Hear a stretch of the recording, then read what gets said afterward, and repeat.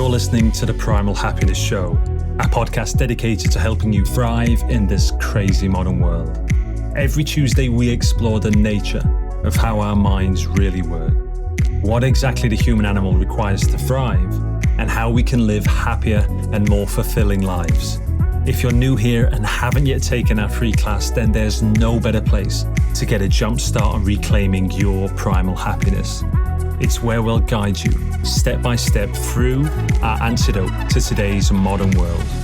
Simply head on over to primalhappiness.co/antidote to get the free class and discover how to thrive without having to move to a planet that's not so crazy as ours. But now, your host, Lian Brooke-Tyler.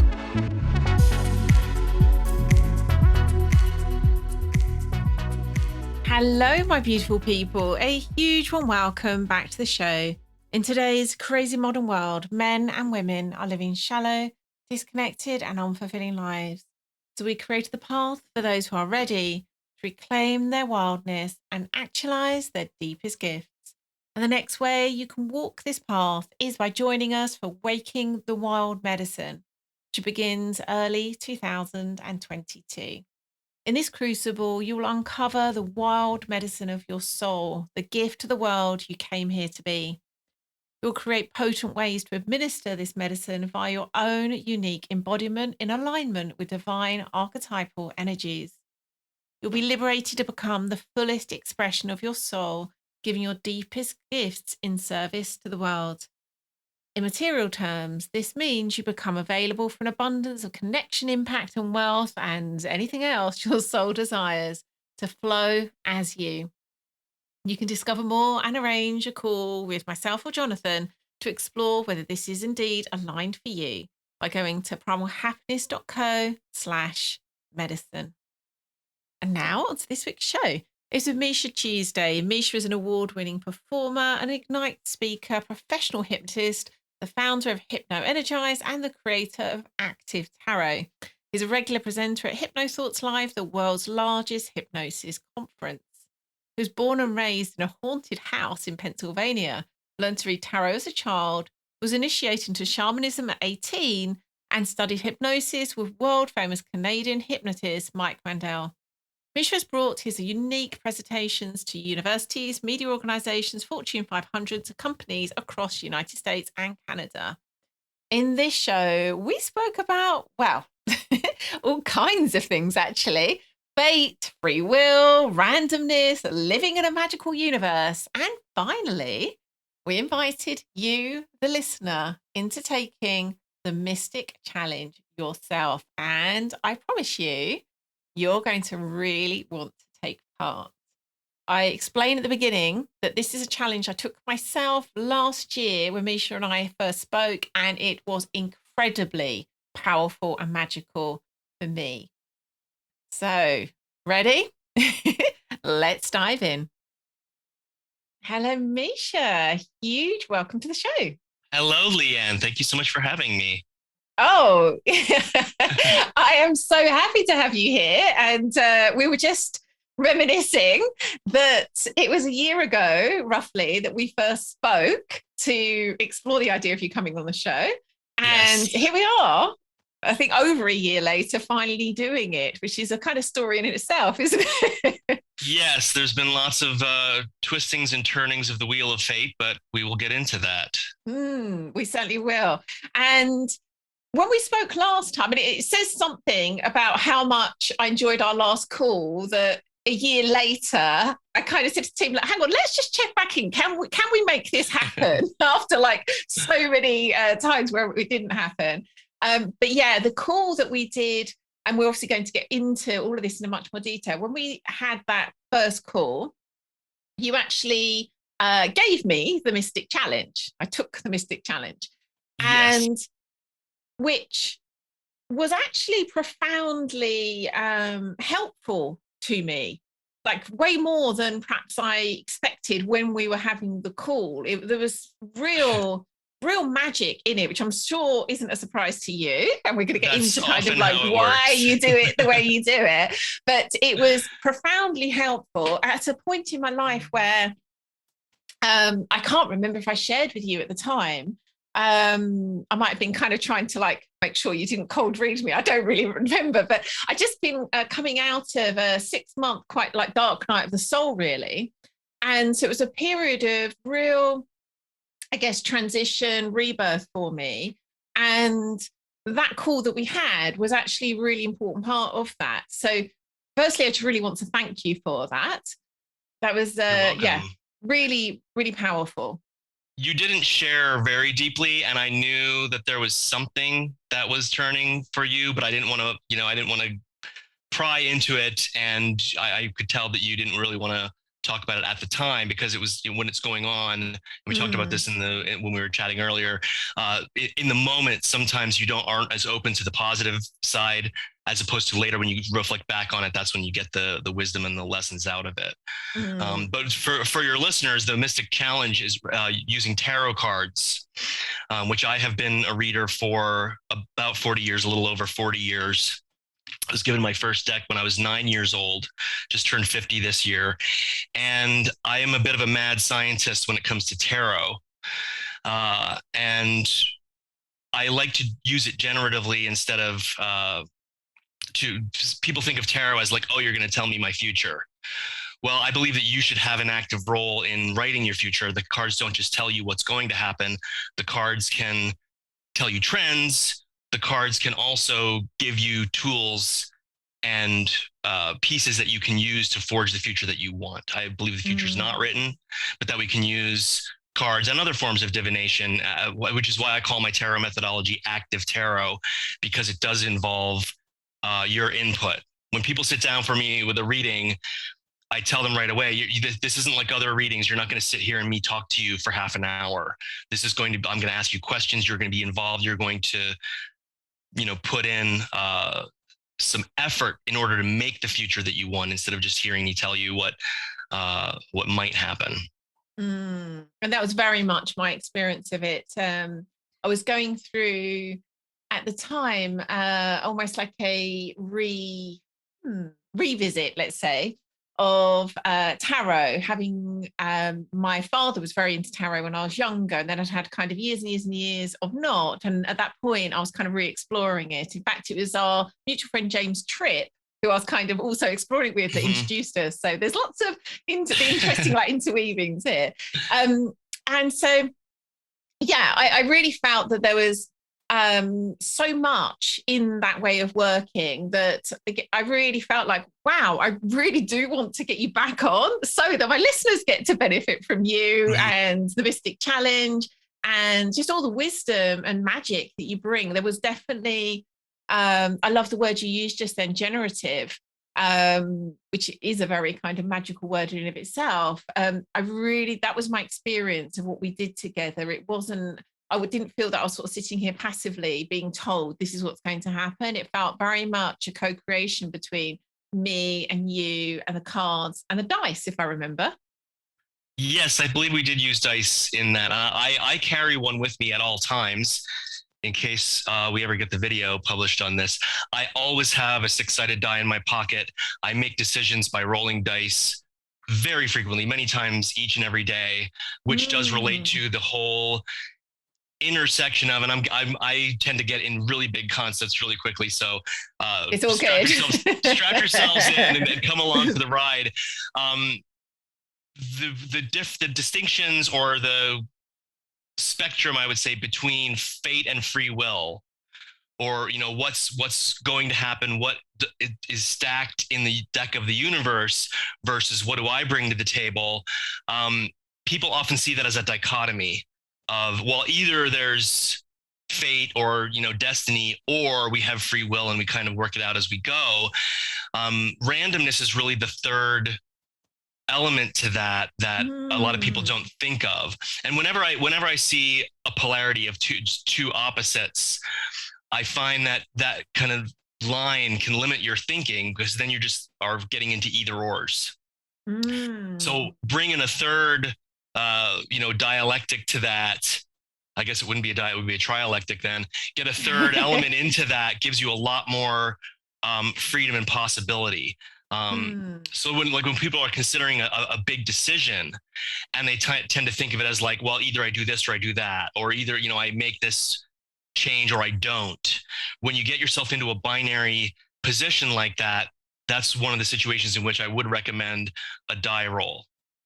And usually I use them for more trivial things like, what am I going to order for lunch, or what movie am I going to watch? I've got to say, this is so weird that you're giving this example.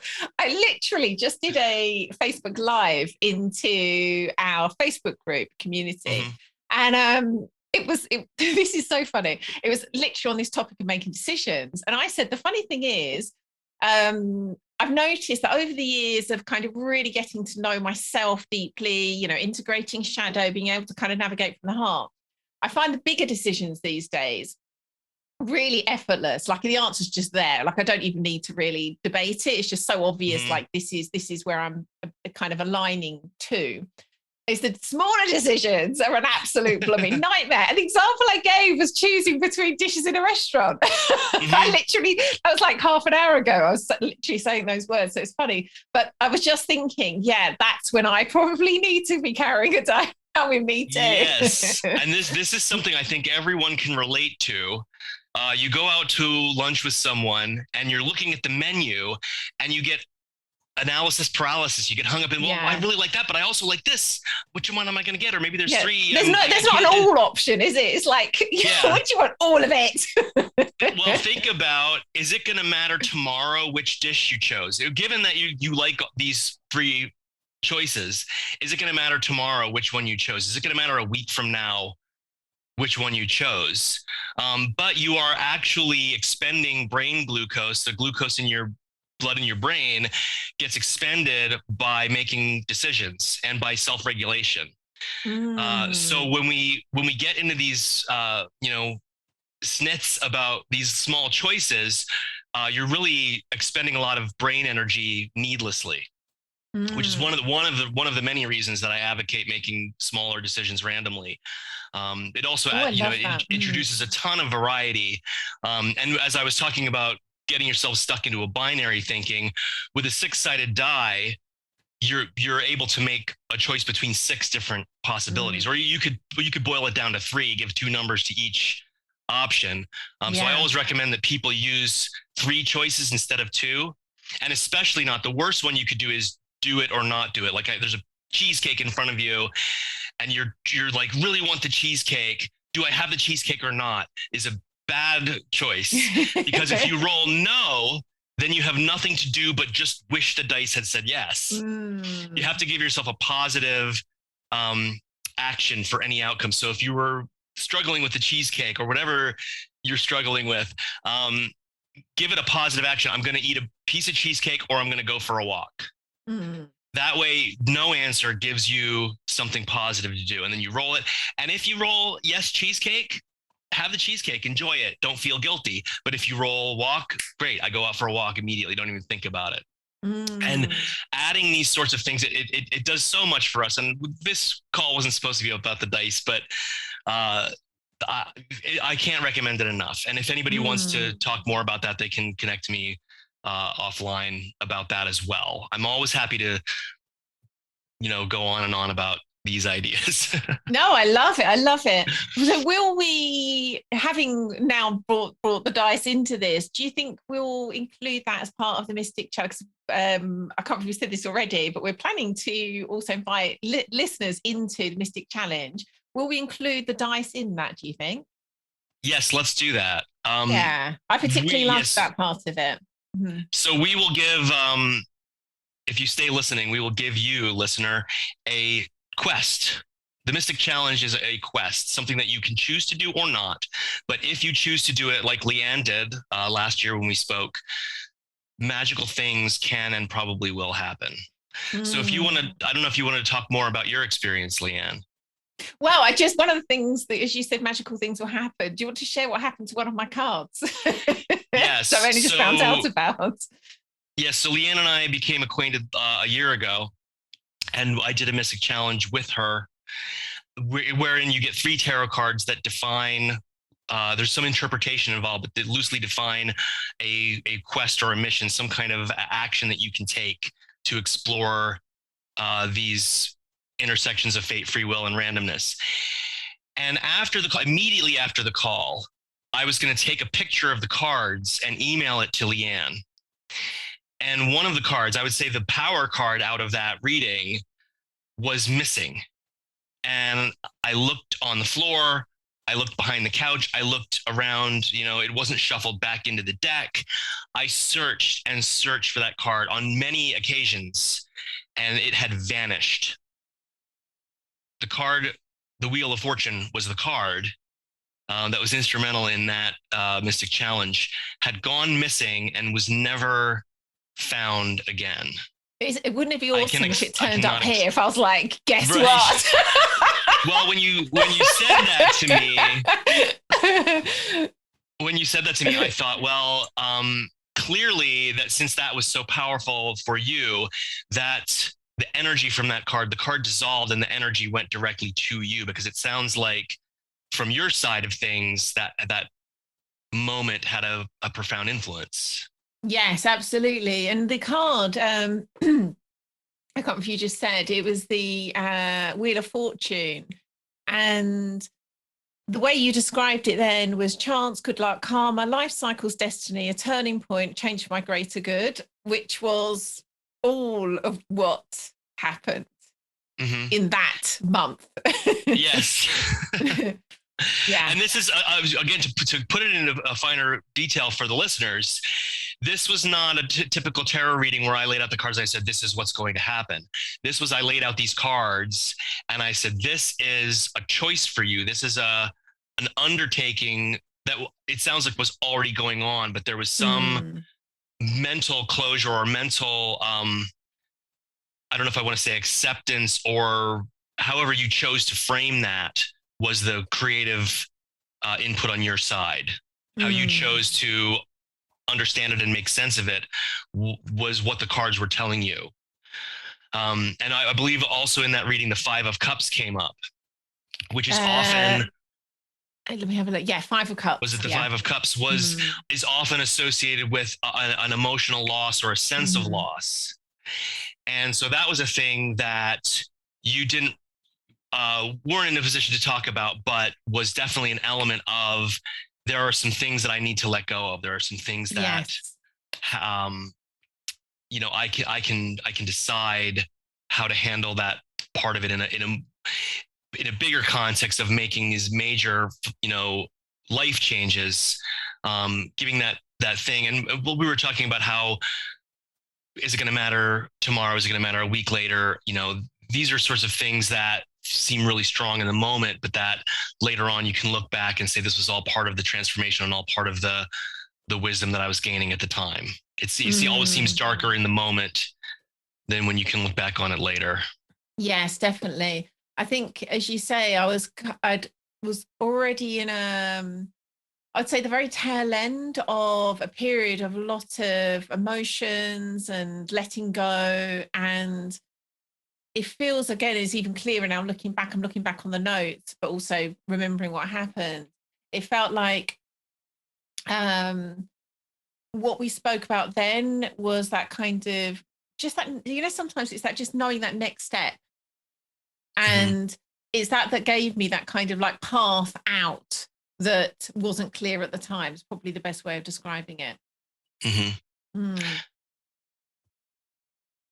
Yeah. Yes. So, gosh, I'm loving this conversation. But yeah, I love the magic of the card disappearing. It just adds to the whole thing.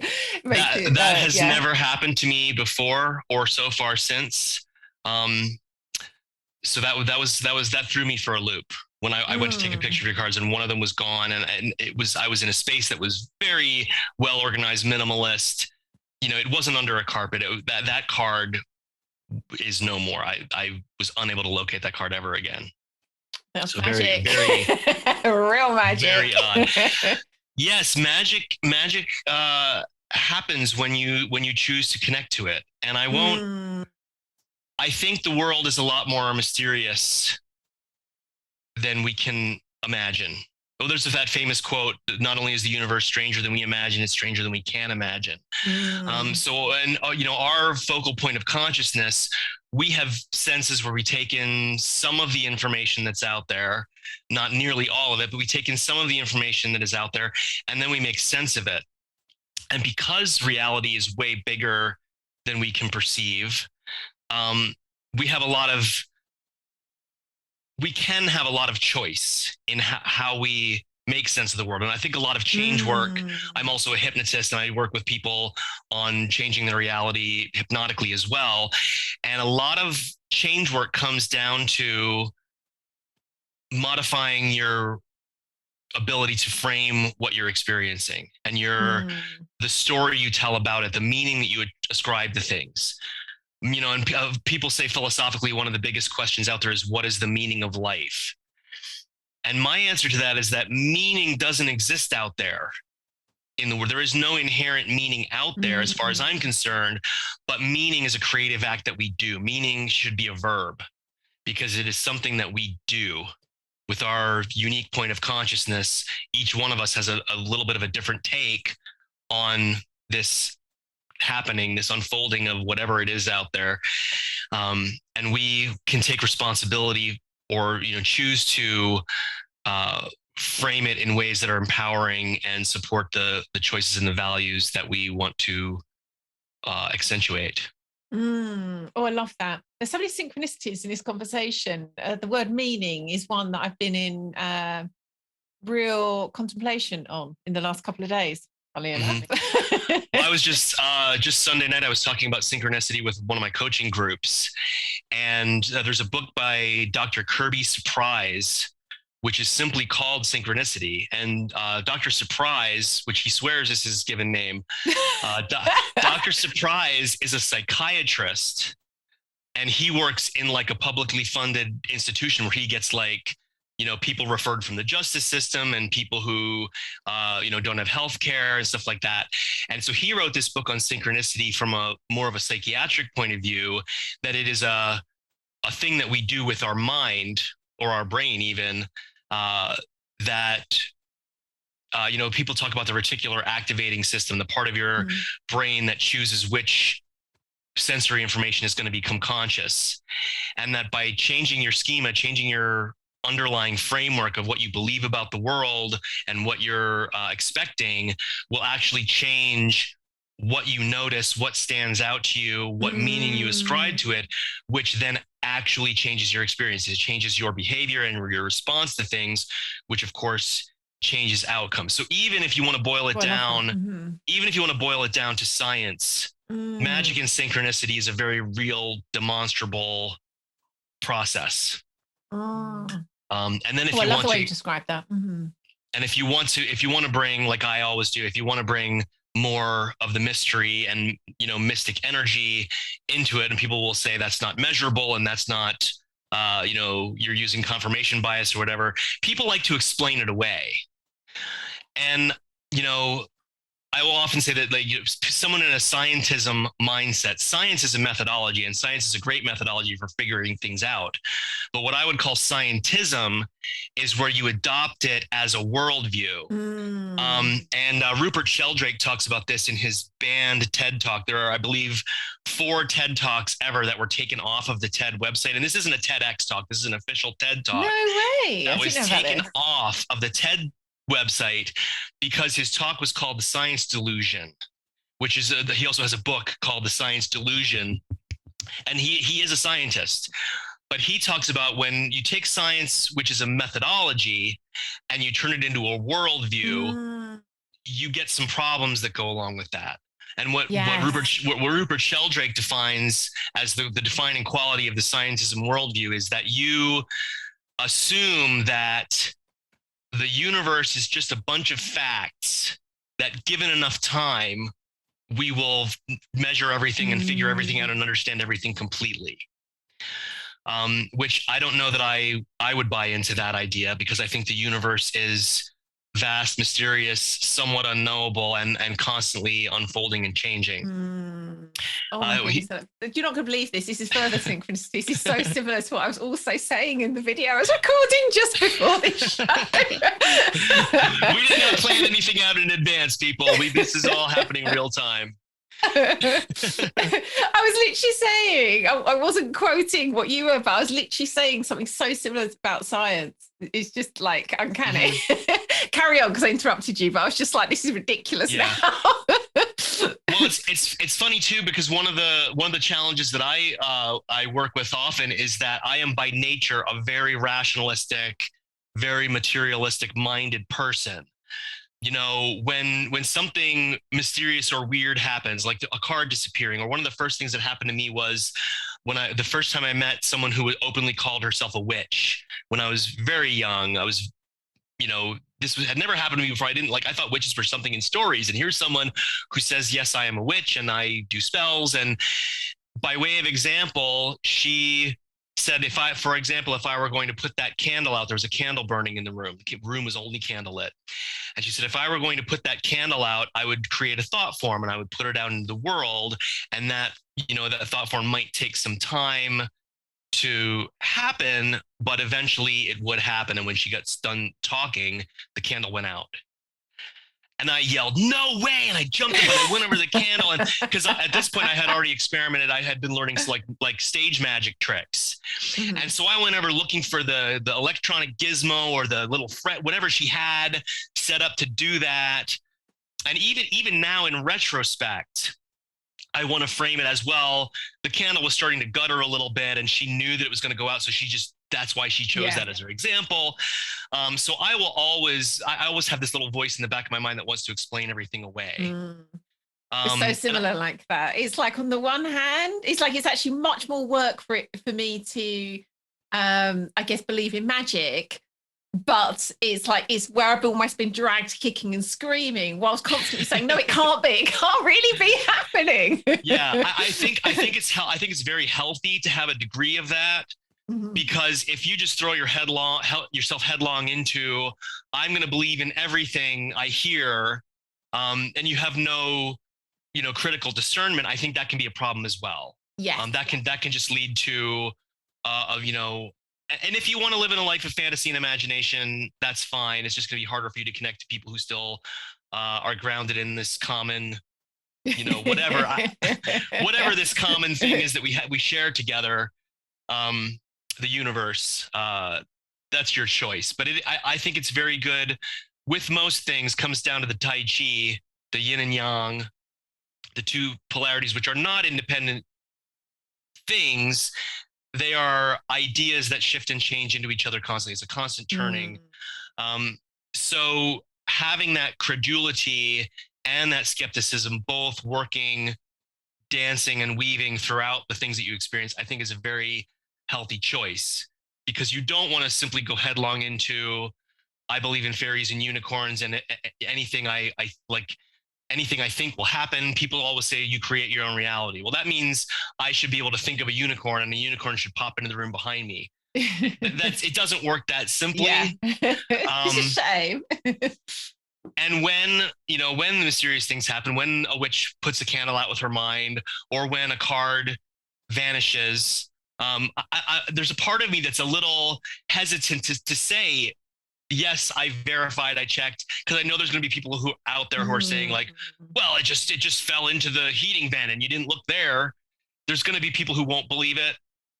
And I am one of those people usually. Yes. If you heard you saying it, you'd be one of those people. I made a conscious choice a long time ago. I made a conscious choice that I wanted to live in a magical universe. I'm by nature very rational, skeptical. My natural inclination is to believe in a mechanistic universe where everything is solid objects and they follow Newton's laws of motion.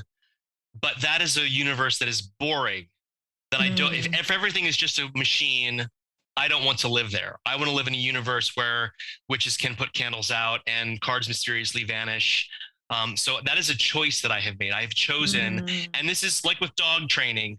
Is that a dog I see in the background there, Lian? I've got two, one either side. Yep. Yeah. My dragon. So as a dog owner, you'll know you don't just train a dog once. A dog's a puppy. You teach them what you want them to do, and then that's good. Now they're going to do what they're supposed to do forever. That's not how it works. Dog training is something that is perpetual. You constantly have to reinforce the behavior that you want. It's the same with yourself. And I find this for myself. I constantly, having made that choice, I want to live in a magical universe. I have to constantly be in negotiation with that voice, that scientific voice in this back of my head that wants to explain everything away. Well, sure, just because you can name it doesn't mean it's not real or it's not valuable, or I can't gain treasure and joy and insight from it. For instance, even the idea of cognitive bias, that's the first thing that people will use to explain away mystic experiences and synchronicities. Well, that's just cognitive bias. You're just noticing what you want to notice. Well, the fact that you can name it, confirmation bias, doesn't like why do we have that faculty? This is an amazing thing. You buy a Volvo, and now all of a sudden there's Volvos everywhere you look. There's a Volvo parked outside my work. There's a Volvo passing you on the freeway. You notice them all over the place, and you're like, wow, I never even heard of Volvo until I bought one, and now they're everywhere. And people want to say, well, that's just confirmation bias. You just started to notice it. But if that is an experience to you, that is a magical feeling, treasure it. Treasure your magical experiences and cultivate them. I love that so much. Yeah, I wouldn't advise you to go headlong into everything's true. No. But many more things are true than we usually want to admit. Yes, I think we're going to have to get into the challenge shortly because we're nearly out of time. But I think you might have to come back on because there's so many conversations we need to have. What you just said, though, I really want to, highlight, because I had a conversation with someone called Paul Leslie a couple of weeks ago about a kind of context for life. He's a psychotherapist, kind of turned, someone who has a magical view on life. And he was talking about having a context for life, very similar to what we're talking about here, and how I think once you've chosen, do you know what? That's the kind of context I'm choosing for my life. Within that, having that kind of skepticism, I think works really well. And I think without even really realizing necessarily a year ago, that's the choice I made. It's kind of like something I've been kept dragging towards. And like, no, because the skepticism was like kind of getting the main vote. And there was a point where I just submitted to, okay, I am now choosing to live in this life, this world, this context. And like you say, within that kind of skepticism part actually has a place, but it isn't like the main vote. Yeah, they have to negotiate. It's good to have that faculty that can rein in your imagination at times, and it's good to be able to negotiate between those. And I really like that phrase, choosing a context. It's much better than finding your purpose. A lot of people talk about finding your purpose as though there's some pre-existing foreordained quality about me that I have to discover that's out there in the universe. And that also implies the idea that it is one unchanging thing and will be forever. And people change, and purposes can and do change. Yeah. So that idea I really like. I think I'm probably going to borrow that. Choosing, if people want to find their purpose, why don't you find your context first? Because I also find that like people who are looking for a change and decide they want to find their purpose, they'll have one insight and decide, okay, this is what I was born for and this is my thing, and they launch themselves headlong into it, and then maybe 3 months or a year later you realize, well, that was kind of a step on the road, but that wasn't my overarching purpose. But at the time you really believed this is why I'm on earth. So finding a context, I really like that, much better than trying to narrow, put too fine a point on it. Yeah, no, me too. I thought it was a really good way of talking about it. So, right, into the Mystic Challenge. Yes, let's do the Mystic Challenge for your listeners. And I realize now that we hardly talked about tarot at all. We talked about everything out the book. I definitely think we're going to have to do a part 2. So yes, wonderful. We'll get into that then. So, I have some tarot cards here with me, and I have divided them up. For those who don't know about tarot cards are a medieval Renaissance type of card deck that was originally used for a game, a trick-taking game. There are a whole separate section of cards that are the trump suit. So whereas in like modern in bridge, you have one suit that's chosen to be the trump card that will win over other suits. In tarot, there's a whole separate, there's 4 suits, and then there's a 5th grouping of cards that is only the trump suits that are the power cards that win the trick over other cards. Within the suits, the 4 suits, which in tarot are swords, cups, coins, and which one didn't I say? Wands, represent the 4 elements. And each of those has number 1 through 10, plus the court cards. There are 4 of them. In modern playing card decks, there are Jack, Queen, and King. In the tarot deck, it is the page, who's the assistant to the knight, the page, the knight, the queen, and the king. And most of the times we mix them all together, we lay them out, and they have, the different types of card have different meanings. For the Mystic Challenge, I separate them into stacks. I have 3 piles, one of which is what I would call the pip cards, the suit cards that are numbered 1 through 10. The next section I have is just the court cards, the pages, knights, queens, and kings of each suit. And the last pile is the major arcana, the trump cards.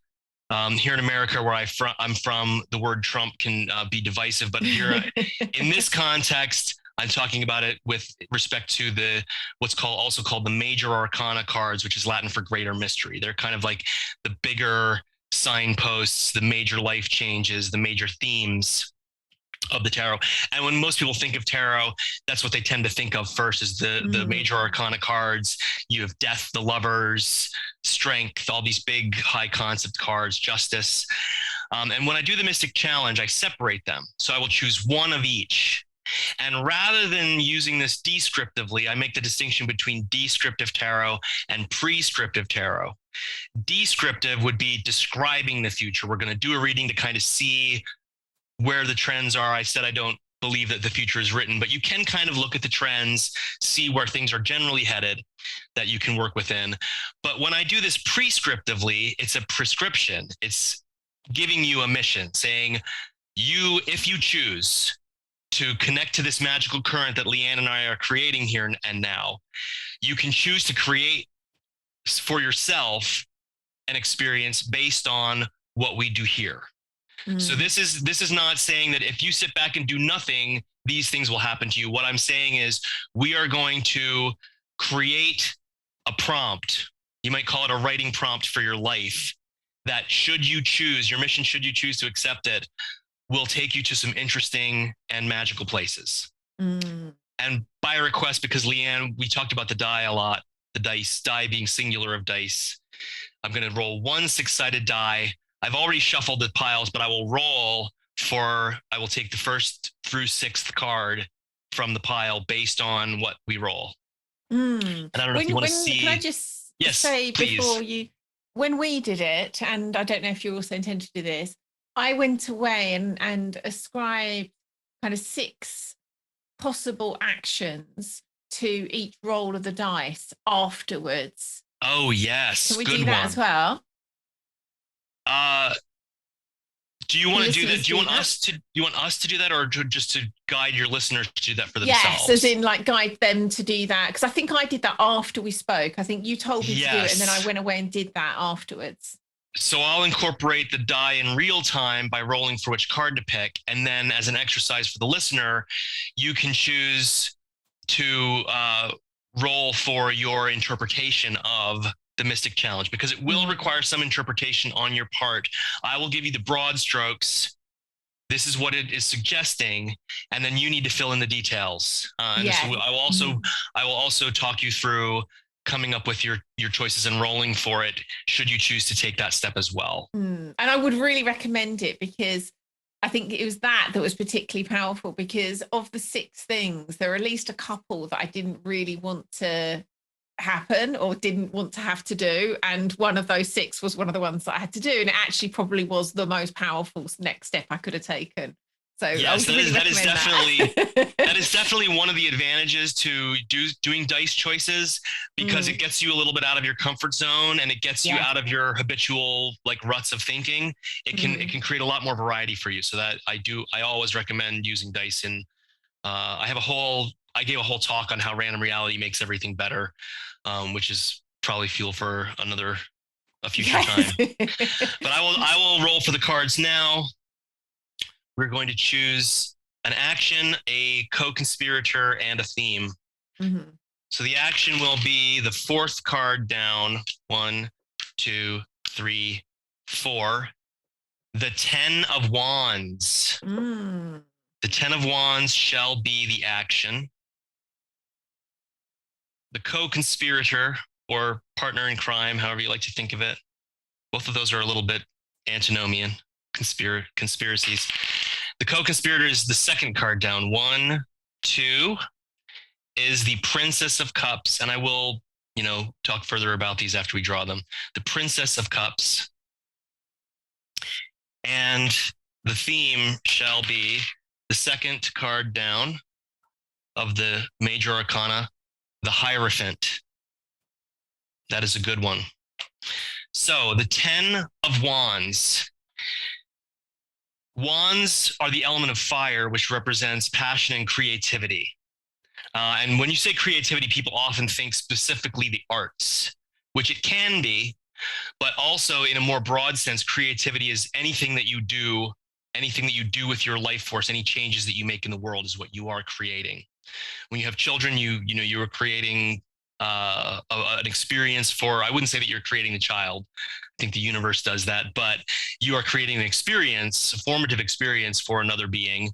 If you grow a garden, you are creating, there's a lot of ways outside of the arts that creativity comes forth in play. So the 10 is the end of a cycle. So what this suggests to me is putting the finishing touches on and wrapping up something that you have been creating. And many of us have back burner projects or side projects or things that we kind of work at from time to time. What this suggests to me is that we make a conscious choice to put a pin in it or put a fork in it, however you like to think of that. Finish it up. Choose what you're going to finish up and let that be done. The person you're going to do it with. This is a little trickier because some of these actions would be very social and out in the world. This is the 10 of Wands suggests to be more of an individual creative project. But your mission, if you choose to accept it, is also to involve another person in this process. The Princess of Cups. Cups represent water, which is emotion, love and friendship, even family. And the princess is the person who has that youthful energy, fresh outlook, someone who is not necessarily wise, more of a mentee than a mentor. Perhaps someone that you can hand this project off to, perhaps someone that you can, finish this up and say, you do the sequel, you do the next thing, or someone that can help you to finish it up. Oftentimes a princess figure will be someone that you can delegate to by way of teaching, showing them this is what I do and this, I'm going to wrap this up now. And I'm going to use this as your lesson, maybe not explicitly. If that does not make sense, please do contact me. We can talk about it at great length. I'm loving this again. It's just like, this is just so good. The theme is the Hierophant.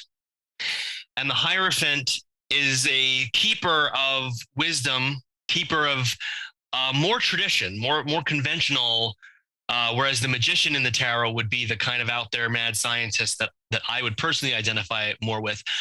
But the Hierophant is more of a conventional wisdom, a tradition person, but in the realm of, philosophy, values, what is the meaning of life? This is something where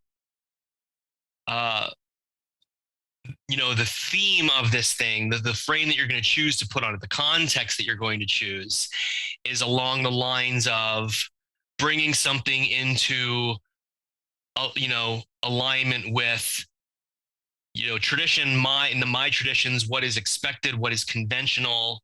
And this flies in the face of what I would advise you personally if we were going to work one-on-one in a coaching context. But here's, the cards are the mission.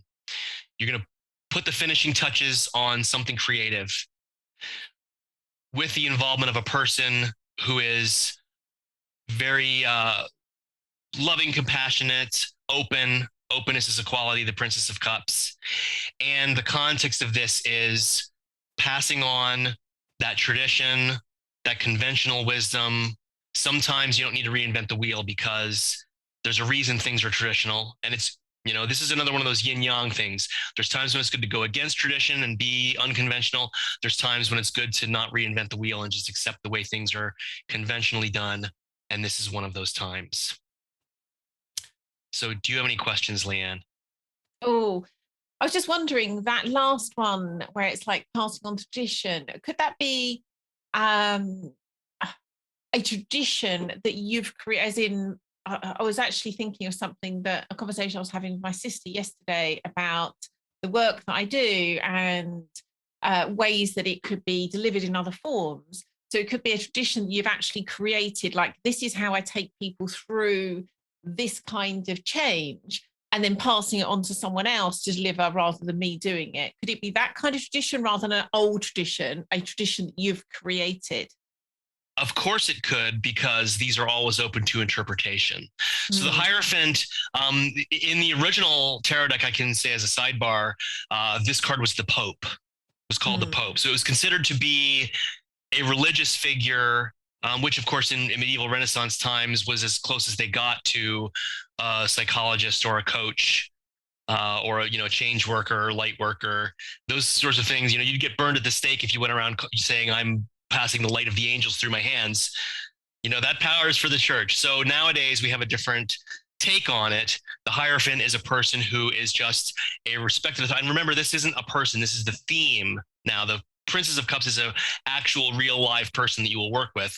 The Hierophant is a theme of, and for you, Lian, it certainly could be taking on that role of the authority. And, maybe I've been tinkering with this thing for years and how I do it. But now that it's a program that I'm going to teach other people. It's not going to be so amorphous anymore. I'm not going to tinker with it. I'm going to say, this is the program and this is how it works.